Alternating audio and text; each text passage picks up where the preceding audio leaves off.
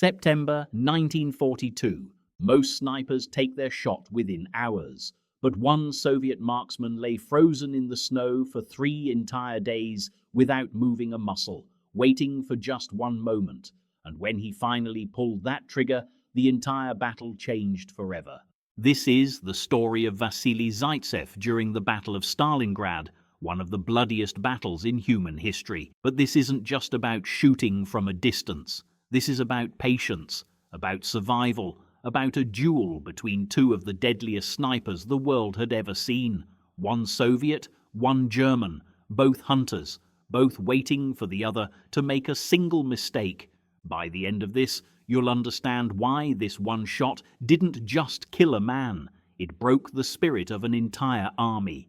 September 1942. Stalingrad is burning. The Germans have pushed deep into Soviet territory, and Hitler wants this city more than anything else, not just because it's strategic, but because it carries Stalin's name. Taking Stalingrad would be the ultimate humiliation for the Soviets.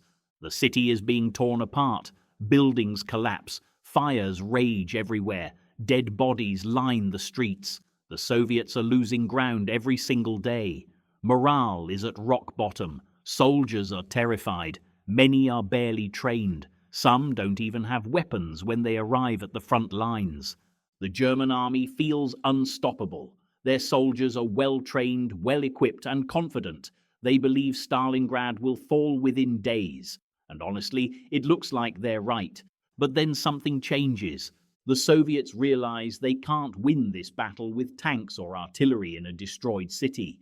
The rubble, the collapsed buildings, the tight spaces, it all makes traditional warfare almost impossible. So they adapt. They turn Stalingrad into a sniper's paradise. And this is where Vasily Zaytsev enters the story. Zaytsev wasn't born a soldier. He grew up in the Ural Mountains, hunting deer and wolves with his grandfather. He learned to track animals through snow, to stay silent for hours, to make every single bullet count because ammunition was scarce. These weren't military skills, they were survival skills. When the war started, Zaytsev was serving in the Soviet Navy, but when Stalingrad began falling apart, every available man was sent to defend it. Zaytsev arrived in the city and immediately saw an opportunity. The ruins, the destroyed buildings, the chaos, it reminded him of hunting in the mountains. Except now, he was hunting men. He started picking off German soldiers one by one, officers, machine gunners, anyone who made themselves visible. His kill count started climbing, 10, 20, 50, the numbers kept rising. But here's what made Zaytsev different. He didn't just kill enemy soldiers, he understood psychological warfare. Every time a German officer fell, the soldiers around them panicked. They didn't know where the shot came from. They couldn't see the sniper. Fear spread like poison through their ranks. The Soviet command noticed. They realized that Zaytsev wasn't just killing enemies. He was giving hope to Soviet soldiers who desperately needed it. So they started using him for propaganda. Newspapers wrote about him. Radio broadcasts mentioned his name. He became a symbol, proof that the Soviets could fight back, proof that Germans could bleed. And the Germans noticed too. German command was furious. Their soldiers were terrified to move during daylight. Officers refused to stand up straight. The entire front line was slowing down because of one man with a rifle. This was unacceptable. So they made a decision. They would send their own sniper, not just any sniper, the best they had. His name was Major Erwin König. Now here's where the story gets complicated. Some historians debate whether König actually existed. Soviet records mention him. Zaytsev wrote about him in his memoirs, but German records don't have clear confirmation. Some think König might have been a composite of several German snipers. Others think he was entirely real, but his records were lost in the chaos of war. For this story, we're going with what Zaytsev himself described, because whether König was one man or represented several, the duel that happened was very real. König was supposedly the head of a German sniper school. He had trained hundreds of marksmen. He was experienced, calculated, and had a reputation for never missing. The Germans flew him to Stalingrad specifically to kill Zaytsev. Think about that. In the middle of one of the largest battles in history, with hundreds of thousands of soldiers fighting, the Germans dedicated resources to fly in one man just to kill another man. That's how important this had become. When König arrived, he didn't rush. He studied the battlefield. He observed Soviet sniper tactics. He was looking for patterns, for mistakes, for any clue that would lead him to Zaytsev. Zaytsev knew someone was hunting him. Soviet intelligence had picked up chatter about a specialist being sent in, and Zaytsev started noticing changes on the battlefield.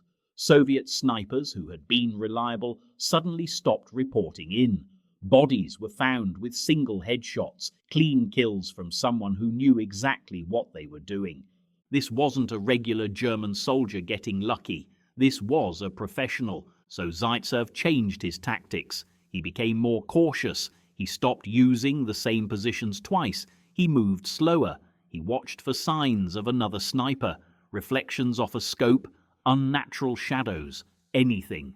Days passed. Both men were hunting each other, but neither could find the other.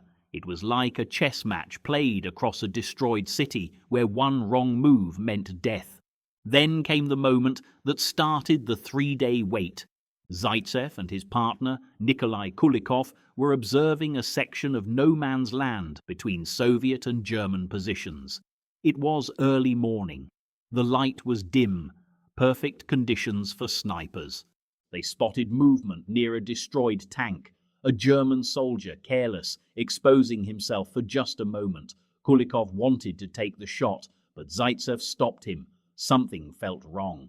The soldier was too exposed, too easy. Experienced soldiers don't make mistakes like that in Stalingrad. Everyone knew better by this point in the battle. Zaytsev suspected it was bait. He was right. They watched the area for hours without moving, and then Zaytsev saw it. A tiny glint of light from beneath a sheet of metal about 200 meters away. It could have been anything. A piece of glass, a metal fragment. But Zaytsev's instincts told him it was a scope. König was there, hidden, waiting for Zaytsev to take the bait and reveal his position. But Zaytsev didn't take the shot. Instead, he decided to wait. If König was there, he would have to move eventually. Everyone does. Humans aren't built to stay completely still forever. We get tired. We get cold. We need water. We shift our weight. All Zaytsev needed was for König to make one small mistake. So began the waiting game. Zaytsev and Kulikov stayed in their position. They couldn't move. If they moved, König would see them and shoot. So they lay there, behind a destroyed wall, barely breathing, watching that tiny glint of light. Hours passed. The sun rose higher. The temperature dropped. Stalingrad in autumn was brutal. Cold wind cut through clothes. The ground was frozen. Lying motionless on cold concrete and rubble for hours is agony. Your muscles cramp. Your joints ache. Every part of your body screams at you to move. But they didn't move. The first day ended. Night came. Zaytsev and Kulikov took turns, sleeping in shifts, one always watching that position. They couldn't risk König moving during darkness. The second day was worse. They had limited water, no food. Their bodies were shutting down from the cold and exhaustion. Other Soviet soldiers in the area didn't know what they were doing. Some probably thought they were dead. But that glint was still there, which meant König was still there too, also waiting, also suffering. This wasn't just about shooting anymore. It was about willpower, about who could endure more pain, more discomfort, more cold.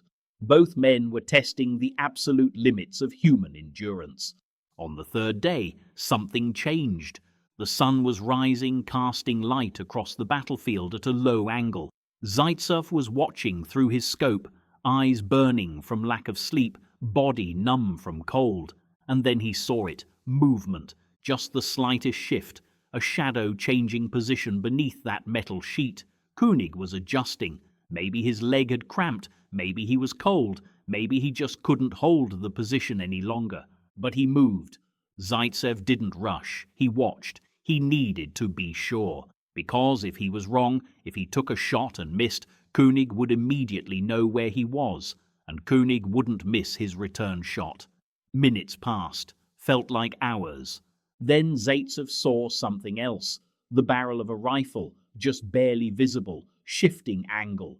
König was preparing to shoot at something. Maybe he'd spotted another Soviet soldier. Maybe he was giving up on waiting for Zaytsev. This was the moment. Zaytsev aimed. His body was screaming. His hands were shaking from cold and exhaustion, but he controlled his breathing, slowed his heart rate, focused everything on that one spot beneath the metal sheet. He squeezed the trigger. The shot echoed across the ruins. For a second, nothing happened. Zaytsev wasn't sure if he'd hit or missed. His scope showed the same scene. The metal sheet, the shadow. Then the shadow moved. Not the careful movement of a sniper, but the jerking, uncontrolled movement of someone who'd been hit. Kulikov was watching through his own scope. He saw it too. A figure slumping, going still. But they still couldn't be certain. This could be a trick. König could be faking, waiting for them to reveal themselves. So they waited longer. Another hour, watching for any sign of life. Nothing. Finally, Zaytsev decided to risk it. He had Kulikov create a distraction, raising a helmet on a stick in a different position. If König was alive, he would shoot at it. No shot came. Zaytsev carefully moved from his position, circling around through the ruins, approaching from a different angle. Every step could be his last, if he was wrong. He reached the metal sheet, lifted it slightly. Beneath it was a body, a German officer, a rifle with a scope beside him, and a single bullet hole through his head. Zaytsev had won, but here's what's important. This wasn't just about killing one enemy sniper. Word spread fast. Soviet soldiers heard that Zaytsev had beaten the German specialist, the man sent specifically to kill him. Morale skyrocketed, and on the German side, the opposite happened. Their best sniper was dead, killed by the very man he was sent to eliminate. Officers became even more paranoid. Soldiers refused to move carelessly. The psychological damage was massive. One shot, 3 days of waiting, and the entire dynamic of that section of the battle shifted. Zaytsev continued fighting in Stalingrad. His final confirmed kill count during the battle was 242, but that number doesn't capture the full impact. Every kill created fear. Every kill gave hope to Soviet soldiers. Every kill proved that the Germans weren't invincible. The Battle of Stalingrad lasted until February 1943. The Soviets won.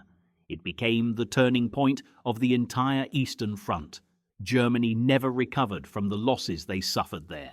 And while Zaytsev wasn't solely responsible for that victory, his actions during those months became legendary. He survived the war, lived until 1991, and became one of the most decorated Soviet soldiers in history. So why does this story matter? Because it shows what one person with patience, skill, and determination can accomplish. Zaytsev wasn't superhuman. He was a hunter from the mountains who adapted his skills to war. He understood that sometimes the hardest thing to do is nothing, to wait, to endure, to let your enemy make the mistake instead of making one yourself. That 3-day wait wasn't just physical endurance, it was mental warfare.